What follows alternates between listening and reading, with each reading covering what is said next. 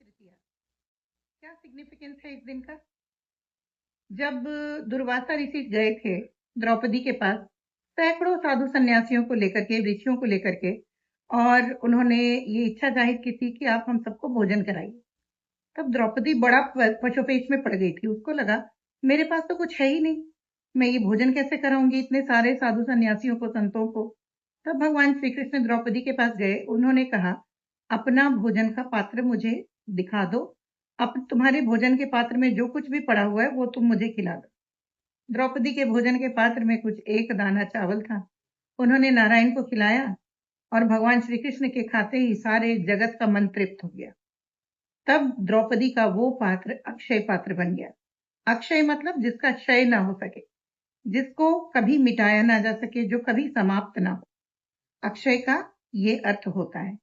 दूसरी कथा क्या है कि जब सुदामा जी भगवान श्री कृष्ण से मिलने के लिए पहुंचे और उन्होंने देखा, अरे मेरा मित्र तो इतना बड़ा राजा है।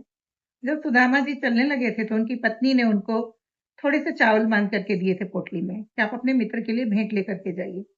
सुदामा जी ने देखा, मेरा मित्र तो इतना बड़ा राजा है, मैं इसके लिए क्या ये दूंगा, तो उन्होंने वो चावल की पोटली छुपा ली।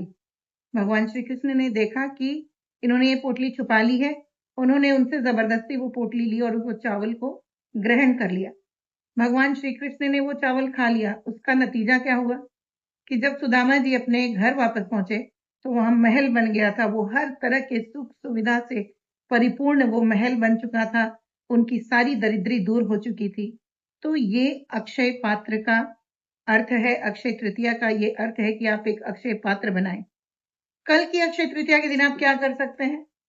क्या कल की अक्षय तृतीया की तिथि ऐसी है कि आप कल की तिथि में कुछ सोना चांदी या कुछ खरीदें? मैं आपको कल के लिए एक महा उपाय बताती हूँ कि बजाय इसके कि आप जा करके कुछ सोना चांदी खरीदें, कल की तिथि में आप जितना हो सके उतना दान पुण्य करें। हो सके उतना अनाज का दान करें और अपने अक्षय तृतीया के इस दिन को शुभ बनाएं। कल के दिन का सबसे बड़ा महा उपाय यही है कि आप कुछ ना खरीदते हुए सिर्फ और सिर्फ अनाज का दान करें। जितने ज्यादा लोगों को आप अनाज दे सकते हैं उतना अन्नदान करें। कल की अक्षय तृतीया की तिथि का सबसे बड़ा महा उपाय।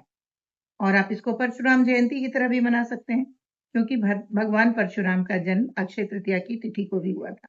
तो भगवान परशुराम की पूजा करें, बहुत सारे अन्नदान करें, भगवान नारायण का ध्यान करके, भगवान श्री कृष्ण का ध्यान करके बहुत सारे लोगों को, जितने लोगों को आप खिला सकते हैं, जितनी आपकी क्षमता हो उतने लोगों को अन्न का दान करें।